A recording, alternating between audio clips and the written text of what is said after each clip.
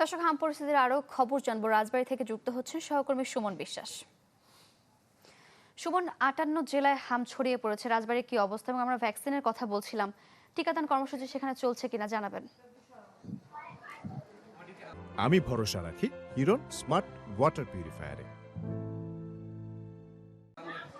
সারিকা, প্রথমে যদি টিকাদানের কথা বলি, গত ২০ তারিখ থেকে রাজবাড়ীতে হামের বিশেষ টিকাদান কর্মসূচি শুরু হয়েছে এবং সেটি আগামী ১০ মে পর্যন্ত চলবে। এবং স্বাস্থ্য বিভাগ যেটি জানিয়েছে যে ৬ থেকে ৫৯ মাস বয়সী যে শিশু রয়েছে তাদেরকে এই টিকা দেয়া হবে। তাদের লক্ষ্যমাত্রা জেলার প্রায় ১,১৭,৫০৮ শিশুকে তারা এই টিকা দিবে।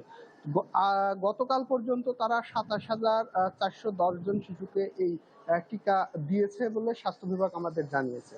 আর রাজবাড়ী সদর হাসপাতালে এই মুহূর্তে হামের উপসর্গ নিয়ে কিন্তু ১০ জন শিশু ভর্তি রয়েছে। তবে যে ১০ শিশু ভর্তি রয়েছে, এখানে আমরা যেটি দেখলাম যে আইসোলেশন ওয়ার্ডে ৬০ শিশুর জায়গা হয়েছে। বাকি যে ৬ জন শিশু তাদেরকে কিন্তু এই যে বারান্দায় থাকতে হচ্ছে। ফলে লোডশেডিং তো রয়েছে, ঘন ঘন বিদ্যুৎ যাচ্ছে।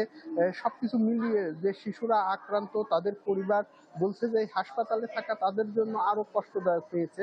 কারণ এখানে বিকল্প কোনো বিদ্যুৎ ব্যবস্থা না থাকায় তাদেরকে চার্জার বা পাখার উপর নিয়ে এই হাসপাতালে থাকতে হচ্ছে। কারণ এই ঘন ঘন লোডশেডিং এ তাদেরকে আরো বিপর্যস্ত করে তুলেছে। এই ছিল মূলত রাজবাড়ী পরিস্থিতি, হামের সুমন, পরিস্থিতি। ধন্যবাদ সারিকা। আপনাকে।